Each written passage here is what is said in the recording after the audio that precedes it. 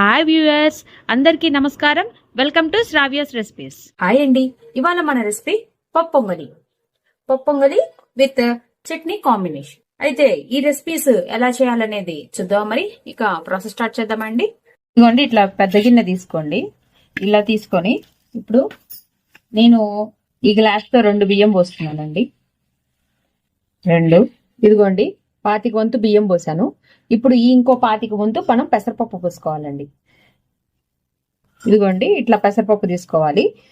మనము ఎంతైతే పోసుకుంటున్నామో ఆ 25 వంతు పెసరపప్పు పోసుకోవాలండి. పోసుకొని దీంట్లో పోసేసుకొని కలుపుకోవాలి. నేను ఆల్రెడీ పోసేసుకున్నాను, అందుకని ఇప్పుడు నేను కలుపుకుంటున్నాను. కడుక్కోవాలండి. కడుక్కొని పక్కన పెట్టుకున్నాం. దీనికి 1కి 4 పోసుకోవాలండి. నేను మొత్తం 2.5 పోసాను. మొత్తం 10 నీళ్లు పోయాలి. 1, 2. ఇప్పుడు 2.5కి మనం ఇట్లా ఎసరు వేసుకున్నాం కదా, దీంట్లోనే జీలకర్ర వేసుకోవాలండి. జీలకర్ర